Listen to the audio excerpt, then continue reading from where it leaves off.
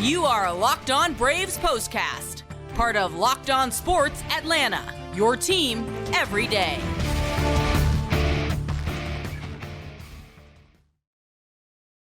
Hello and welcome into the Braves POSTCAST, part of the Locked On Podcast Network, your team every day. Grant McAuley, Jake Mastroianni with you after a long and frustrating night of baseball for the Braves and a series in which maybe their hopes of winning the National League East was hanging in the balance, and the Philadelphia Phillies were able to find the big hits, come through in the big moments, and take 3 out of 4 against Atlanta, dealing them perhaps a fatal blow as far as the division is concerned, and also dealing them, I would say, quite a body shot when it comes to what's going on in the wild card standings as well. As we know, at this point of the season, every win's important, every series is important, and for the Braves, they were not able to get the job done against the Philadelphia Phillies. We'll talk all about what happened on Sunday, and of course, get you set up for what's going to be going on at Truist Park as the Braves come home for a homestand against a couple of clubs that hopefully they can get back on the winning track against. Before we get started with all of that, make sure you hit the thumbs up button, subscribe to Locked On Sports Atlanta on YouTube, and Locked On Braves, wherever you get your podcast. Today's episode is brought to you by Prize Picks, the easiest and most exciting way to play daily fantasy sports. Go to prizepicks.com/LockedOnMLB and use the code all lowercase LockedOnMLB for a first deposit match of up to $100. Jake, I think this is a series that in a lot of ways could be described as one of missed opportunities for the Braves. It was certainly big in game 1, and it felt like here in game 4, there were still more opportunities, particularly on the offensive side. The Braves could not come through. The Phillies ultimately were able to outlast them and get the hits they needed. Frustrating series, but one, I think if you're not a Braves fan, I think it was a fun series. It had two good teams, kind of going head to head in some close games, except for the one the Braves did win on Friday night. But as a Braves fan, certainly stings a little bit, especially when you had a couple of leads late in 2 of these games and weren't able to hold on to get the win and get that big series win that you needed to have a chance to get back in this division race. Yeah, and Sunday, of course, the latest chapter in that. Game 1, I felt like, and maybe we can just go ahead and dive on into it. I don't know. Again, Jake, I haven't written down the full misery index of Braves losses for this year and where some of these games fall. And all jokes aside, I mean, none of them are fun. It's very frustrating. And for fans and players alike, this is not really the season that the Braves had been, envisioning when they came in spring training 6 months ago. But as we know, a lot's happened since then. And this has kind of been part and parcel to who this club is. They'll get going for a while and you'll feel like, okay, maybe they were on a roll. And then they'll have games that are just frustratingly, maddeningly slipping through their fingers. And there were a couple of those in this series. I'll go out on a limb, and maybe it's a crazy thing, and I'm sure the comments will let me know. This Game 4 loss did not feel quite as bitter as the Game 1 loss did. I was on record at that time as saying maybe that wasn't one of the worst losses of the season, and maybe it's not. I don't know. I felt like there have been worse and more uncomfortable losses, but at this time of year, against this team that you're playing, none of this has been very fun.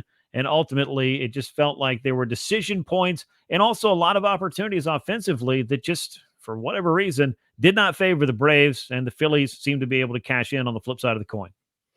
Yeah, especially the game on Sunday. I think, the offensive chances the Braves just weren't able to take advantage of. And again, I've said it pretty much all series. If this is a series in May, June, I think you look at it and neither one of these losses really hurt you all that much. Although obviously anytime you lose to the Phillies, it does, but they were close games against a good team and they just made one more play than you did in a couple of games. And that's really what it came down to. And I don't think the Braves should, hang their, get upset on that or hang their head on that or anything, because look at all the people that you're missing and you are still going toe to toe with, I think, still one of the better teams in all of baseball. I know they've struggled in the second half, but I still think it's a really good team over there that's going to have a lot to say in the postseason. And the Braves went toe-to-toe with them in their house. And like I said, just a couple of plays here or there, and you win this series. So, again, it stings because of where we are in the season and just the opportunity that the Braves had to get back in the division race. And you kind of, left some on the field there, some games that you feel like you could have won and should have won.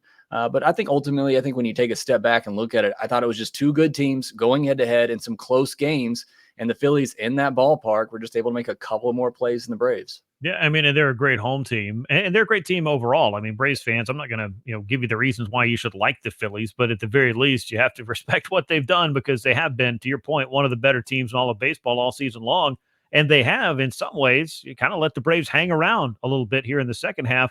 Atlanta has not been able to cash in on those opportunities, not just head-to-head in this series, but overall, the Braves with a couple of 6-game losing streaks, not being able to at least play some 500 ball. This could be a very different-looking division, but it's not. It is what it is right now. We can't play the what-if game, especially this time of the season.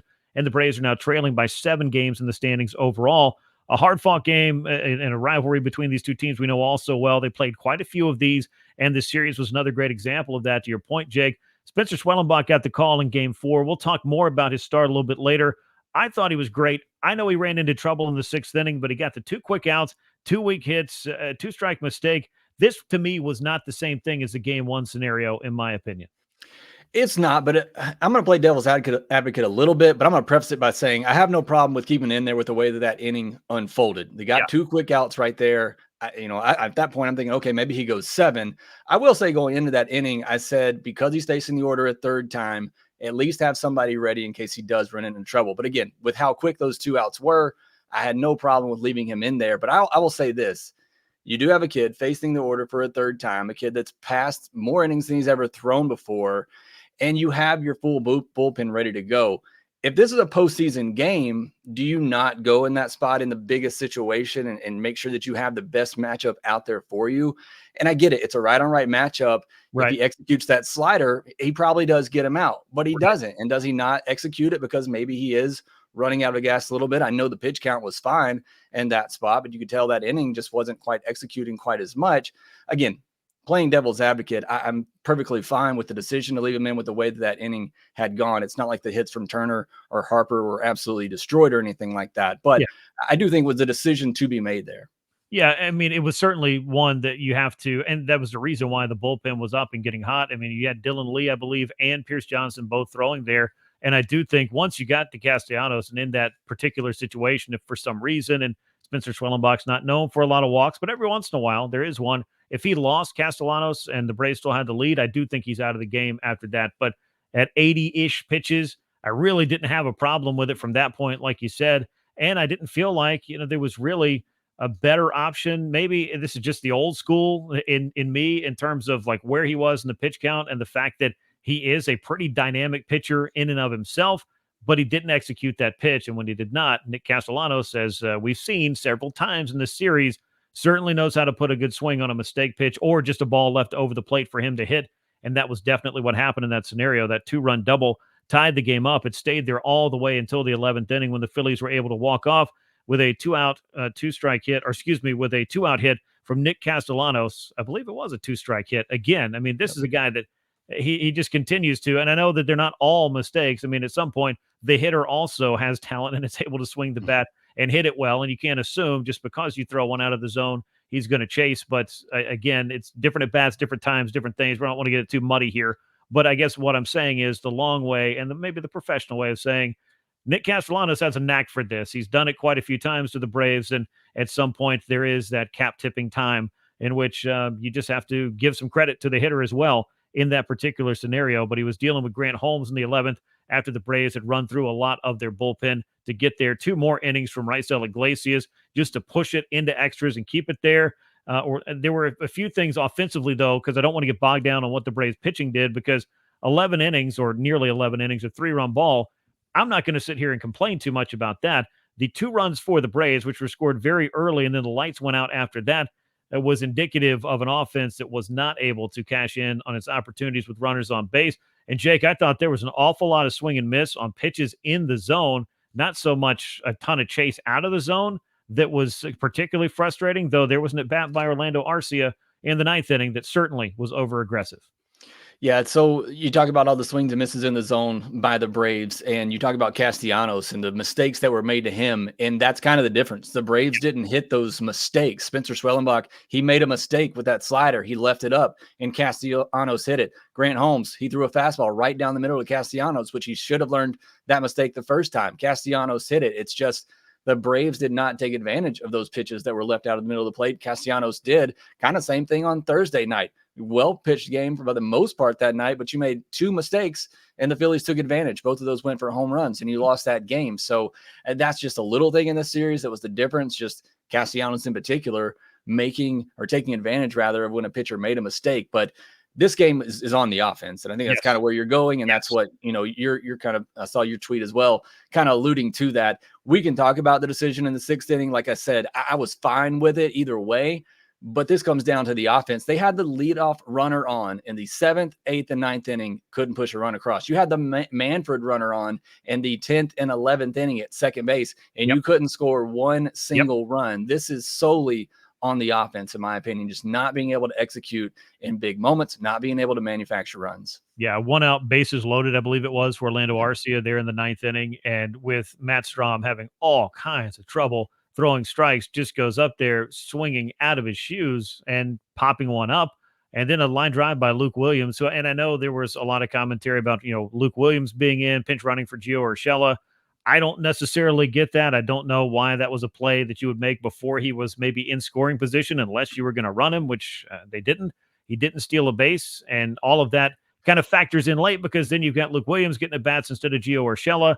Obviously, all of these guys are getting at bats because there's no Austin Riley, so I guess maybe that's the big card here that we need to flip out onto the table. There just aren't a lot of great options when you're missing major pieces of your offense, but the Braves know this and are aware of this now, and they're going to have to manage for the fact that this is life without Austin Riley, without Ozzie Albies, without Ronald Acuna Jr., whoever it is in particular situations. But that overly aggressive approach for Orlando, it felt like he was the key guy in that inning, and he just didn't do himself any favors, and he didn't make Strahm come after him the way that I feel like he probably should have. And if he had it to do over, might go up there with a little bit more patience in that spot. Just a terrible at bat all the way around. I mean, there's nothing else to say about it. Trying to do too much in that situation, letting the moment get to him. And normally Arcia, I will take him in those moments. I feel like he usually has a good approach there, but maybe just who the opponent was and wanting to really, shove it in the fans' face that were booing him all series long, just went up there, was way too aggressive, swinging at some terrible pitches, and cost the Braves in this one. Yeah, it was unfortunate. One of many things that didn't happen. It wasn't just Orlando Arcia, though. There was plenty of responsibility to go around as Atlanta was hitless with runners in scoring position. Just how bad did it get? We're going to talk about that a little bit more as the Braves postcast goes on. We'll talk more about Spencer Schwellenbach, and of course, we'll get you set for the upcoming series against the Colorado Rockies off something they call an off day, which is happening on Monday. All of that's coming your way next on the Braves postcast.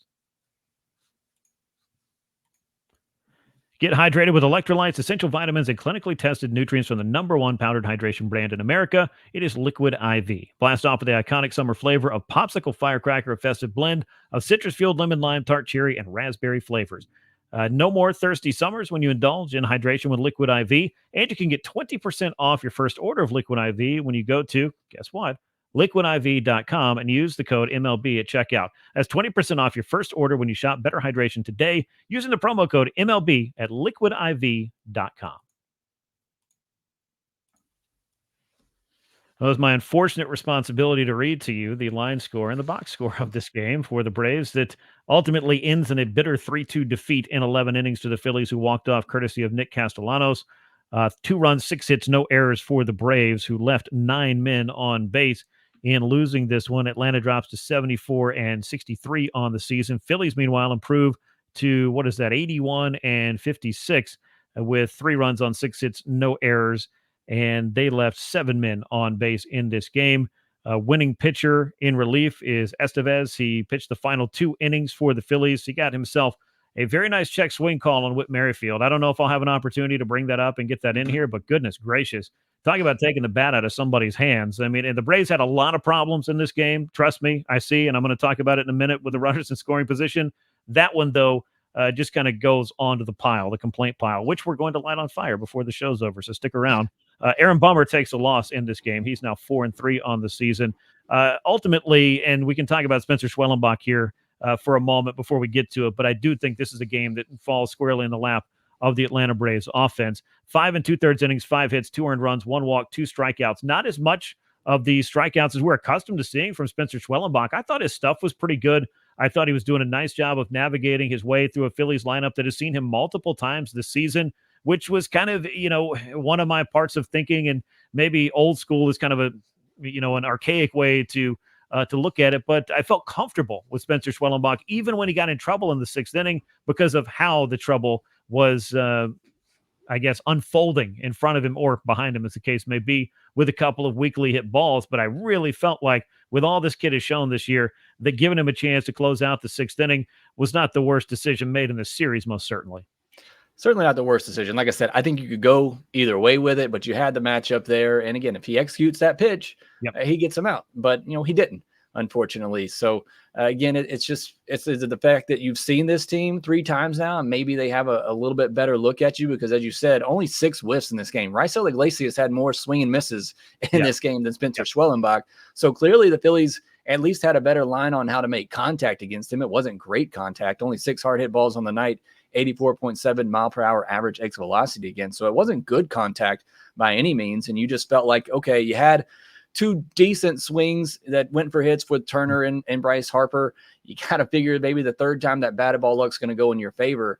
But again, he just hung one up, didn't execute an 0-2 pitch. And you can't leave one that close to the zone when you're ahead 0-2. So it was just, again, a good night, or a great night rather, I think you could say, for Schwellenbach, but just an unfortunate ending with not being able to execute what ended up being his final pitch of the night. Yeah, and ultimately, I mean, worst case scenario, it was a good night for him. And the Braves pitching staff, again, with 3 runs, I mean, obviously 2 of them earned because the Phillies scored the gift runner there in the 11th inning. Also worth pointing out in the 11th, while we're just going crazy out of order here and just spinning the wheel to point at different things that didn't work in the game, there was a chance for an inning-ending double play that was, I think, miscommunicated based on where the guys were deployed on the field in the at-bat. But, man, it was rough to see at second base that miscommunication between Arcia, who I felt like could have taken the throw and taken charge and had a chance to finish the double play, and Whit Merrifield, who had hustled over, was kind of there late, was spun around and really didn't have a chance to double up Bryce Harper there. That was unfortunate for the Braves, and it just felt like one of those things in a series where you can't really afford to make mistakes and have that happen, especially in a situation like that where the game is on the line. That ultimately did not help the Braves either. And Luke Williams playing third base at that spot too. You talked about that earlier, bringing Luke Williams into that game and taking Gio Urshela out. Not that Urshela's been there for a long time either. Either way, it's going to be a pretty new face over there. But you just wonder, was there that miscommunication for a guy that hasn't played a lot there and hasn't played with those 2 guys? And just where you have Whit playing, I almost feel like that ball needs to go to Arcia, one, because he has the better arm and because he's coming towards the bag. It's a tougher throw for Luke Williams because you do have to hit him on the run there where you can just make a straight throw to the bag for Whit. But yeah, either way, that's a play you got to know ahead of time where you're going with that one. That has to be communicated. If this ball comes to me, who's going to get that bag at second? Luke Williams has to know, who am I throwing this ball to? But yeah, unfortunate there. You don't turn that and you turn around and lose the game after that. Yeah, and that was just one of the things that was going wrong in extras for the Braves. Let's go ahead and run our hurry-up offense here before we run out of time in this segment and have to drag this on into the third segment, where we're very much looking forward to eventually, perhaps, possibly, turning the page on this game in some way, shape, or form. Braves bullpen was charged with handling things from the 7th inning on. I thought they did a nice job. Dylan Lee obviously was the man who came in and got the strikeout to end the 6th inning, but you had a scoreless ball from Pierce Johnston. Joe Jimenez looked fantastic in this game. Speaking of fantastic, Raisel Iglesias also looked great. Aaron Bummer, I had no problem with that walk to Trey Turner, with not giving him anything to hit. I have been a Braves fan long enough in my life, and I've covered the team long enough in recent years to know that there are some hitters that just feel like a bad situation every time they walk to the plate, and Trey Turner is a guy who's on that list, certainly. Grant Holmes obviously coming in to work against Nick Castellanos. That does not feel like a matchup that has worked out too terribly well for the Braves. That goes without saying. But I've got to point at the work that the the work that the pitching staff did and what the offense could not do in this one. 0 for 10 with runners in scoring position. You brought up leadoff men on for the final 5 innings of this game. 9 men left on base, just unable to even manufacture a run here or there. And I'm not talking about bunting a couple of times or bunting and sac flies, but, a sac fly would have been nice, at least in the 9th inning. It just didn't come together, the base hits or the other ways of scoring runs that would have helped the Braves to avoid this very, very frustrating loss and losing the series to the Phillies. And that's ultimately, again, why they lost this game. The pitching was great in this one. The bullpen, as you just pointed out, was fantastic. It all comes down to the offense and them not being able to find a way to generate one run with all those leadoff base runners. One inning, it was with Merrifield, and you don't try to run with him, and then you hit into a double play. Yeah. And you eliminate that threat right there. And then, obviously the 9th inning situation with Orlando coming up there, bases loaded, Strom, struggling at the moment. Not a guy that typically struggles with command, but he was right there and just being overly aggressive. I mean, it's just, and then having a runner on second base to start the 10th and 11th.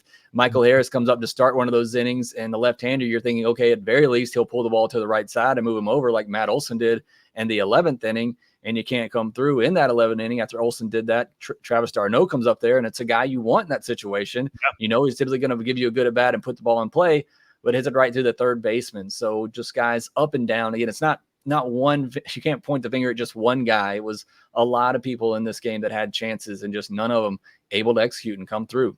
No, I printed the wrong sheet that didn't give me the left on base for each one of the Braves hitters. But yeah, I mean, looking at the box score earlier, it was up and down the lineup. And we just talked about several different scenarios where guys had chances. And when you talked about 5 different innings, it ain't just 1 or 2 guys that didn't come through. This is an overall group effort, and I'm sure that they would tell you that as well.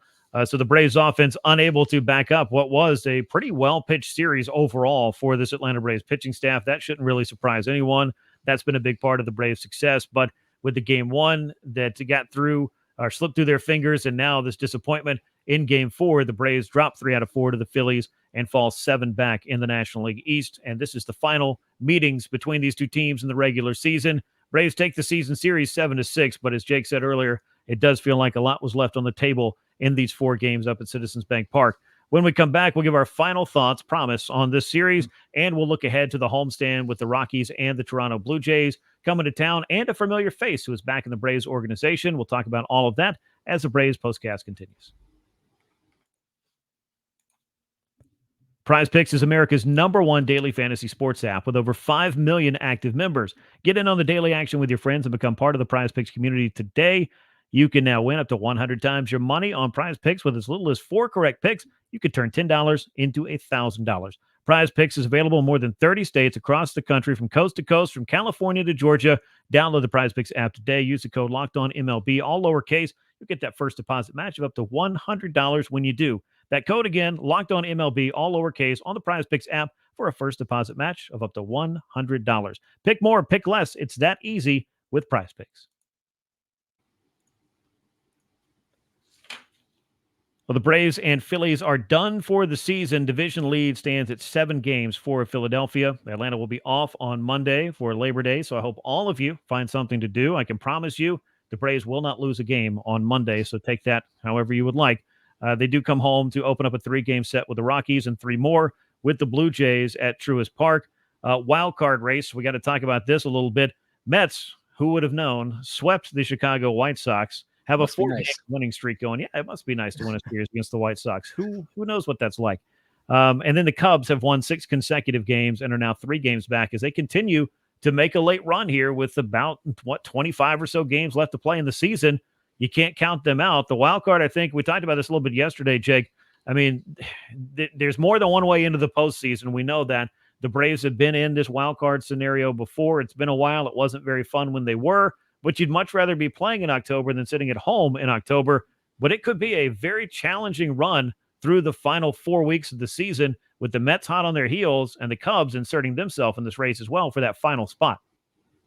As frustrating as this season has been, you want to get to the postseason, and we've talked about it. I still believe in this team, if they can get in, that their pitching is good enough. We saw in this series, this pitching gave them a chance to win just about all these games, or they did give them a chance to win all of these games. You just needed a little bit more offensively, and maybe you get some reinforcements before the postseason comes that help you get there. But either way, I still feel like, if they can just get in, it gives them obviously a chance. I think it gives them a good chance if this pitching staff can stay healthy. But you got to hold on to this postseason spot. We talked about it coming into this series. This was their last chance, I felt like, to get into the division if there was any hope there. In my mind, that hope is gone now. You're 7 games back with 25 to go. And look, they're trying to win every game anyway, but now you're focusing solely on just getting into the postseason, getting one of those wild card spots. And you got a couple of teams that are nipping right at your heels here. So you got to play some good baseball. Fortunately, the Braves got a pretty nice stretch coming up, an opportunity to do that. Will they take advantage? Yeah, they're going to have to do the best that they can to win each and every series. We heard Brian Snitker talk about that some before this series even got started, about how, what do you think of this 4 games against Philly? And he's like, well, every series is important. And that's true. And the Braves are going to have to give the same fire and intensity against the Colorado Rockies, a club that snuck away with a series victory against the Braves on a recent road trip by coming up with a big rally in the final game of that series. So you can't overlook anybody any time of year, really, but certainly not this time. Not that I feel like the Braves are, that kind of complacent.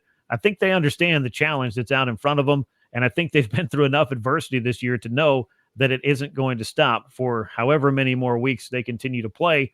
but at the very least, over the next 4 weeks of this regular season, as they look to punch their ticket to the postseason. But the New York Mets have played a much better brand of baseball in the second half. And really, since early in the summer, they've been figuring their things out and have made a race of it and have pushed themselves ahead of the Braves in the standings a couple of times here. So you have to keep your eyes on them and the Cubs, a team that I think everybody, including myself, was wondering how many pieces will they sell at the trade deadline? They didn't really do much selling. In fact, they did a little bit of buying, which was confusing.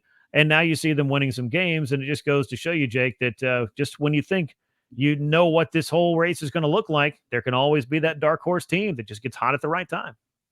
Yeah, and that's what you want this time of year, right? You want to get hot at the right time and be surging going into the postseason. The Cubs look like they might be a team that can do that. Mets too. They're playing good baseball right now, and the Braves were playing good baseball until this Phillies series. And I think you just got to hope that this team can turn the page quickly and get back to doing that, because you have an opportunity, like I mentioned, coming up. 3 against the Rockies, 3 against the Blue Jays, 1 against the Reds, all at home, and then 2 on the road at the Nationals. These are teams that you should beat, but Grant, as we know, these are teams that the Braves have struggled against this year. But you got a 9-game stretch coming up here where you got a chance to not just, win some games and get in a postseason spot. They're already obviously in one, but to get some distance and give you a little bit of breathing room down the stretch here when the competition does pick back up a little bit. And you got that big series with the Mets and the second to last series of the year. But this is the opportunity, I feel like, with the Braves, if they can flush this one from Sunday. Obviously the off day on Monday is going to help.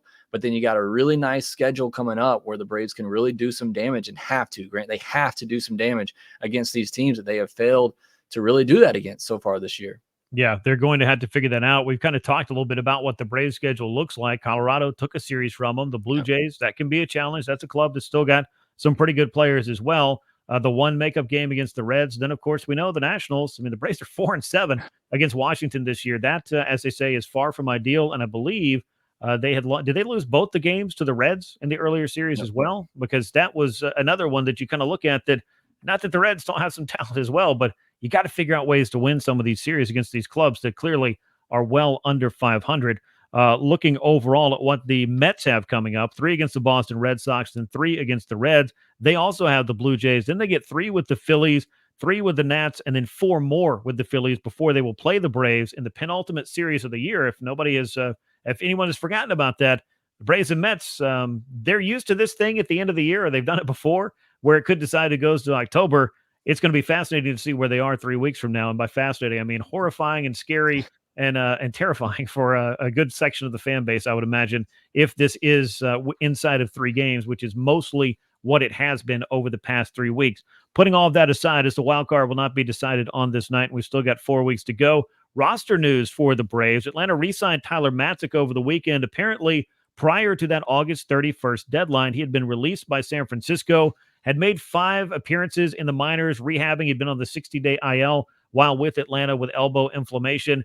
I know Matzik hasn't necessarily looked like the Tyler Matzik of old, but Jake, I think, as you know, what he's capable of, what he has done in the past, might as well take a flyer and have as much depth as you can so that you can make the decisions that you need to when it comes time to, put together whatever roster you need to in October, though it sounds, after all we've talked about, ridiculous to be going through a scenario like this. But I guess it is a feel-good story to have Tyler Matzik back in the organization. It just made sense. It was one of those things, once you saw he's released by the Giants, you just felt like the Braves were, if anybody was going to give him another opportunity in a minor league deal, it was going to be the Braves. So I think it makes a lot of sense. Bring him back in, lose a mint or two. Like if you need it in a pinch and you feel like Matzik's maybe back on track, maybe he gives you another lefty option. I kind of doubt it. I think this bullpen's really good, as is. But either way, just it makes sense to bring Matzik back and see if he can reclaim some of that magic here with the Braves. Yeah, he'll be with the Gwinnett Stripers upon re-signing with Atlanta. Chris Sale, meanwhile, lined up to get the ball in the first of 3 against the Colorado Rockies. Needless to say,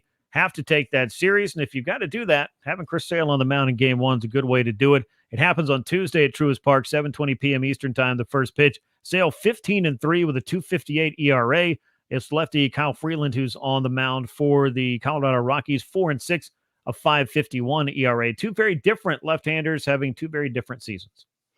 Yeah, obviously, anytime you got Chris Sale on the mound, you feel good. And coming off a couple of tough losses for the Braves in that Phillies series, you really want him back out there to give you a chance to pick things back up. You do have that off day. And like I said, I mean, you 3 with the Rockies, 3 with the Blue Jays, 1 at home with the Reds, and 2 with the Nationals. I feel like you got to go 7-2 in this stretch. I feel like this has to be the stretch where you just really pick up some wins. And for me, the pitching's been there. It's the offense. What does it look like? Which looked really good before these last 2 losses to the Phillies, where you, of course, went up against Zach Wheeler and Aaron Nola. You're not going to be facing those guys again anytime soon. So hopefully this offense can get back on track. Yeah, going to need all the runs you can get. Chris Sale will take all of them as well in game 1 of the series as he faces Kyle Freeland, who again has had a rough season, an ERA over 5.5. You hope that bodes well for an offense that would like to get its swings in early and often, score a bunch of runs, and get off to a good start against the Rockies. Tuesday, 7:20 p.m. Eastern time, the first pitch in the first of 3 for the Braves and Colorado. That's going to bring us to the end of this edition of the Braves Postcast. As always, we appreciate you riding along with us. Make sure you subscribe to Locked On Sports Atlanta on YouTube and leave us those likes and comments. Share the show with a friend and subscribe to Locked On Braves wherever you get your podcast. That's going to do it for us tonight. Off on Monday. Back with you this coming week as the Braves come home for that homestand that begins on Tuesday against Colorado. For Jake Mastroianni, I'm Grant McAuley. We will catch you next time. And until then, so long, everyone.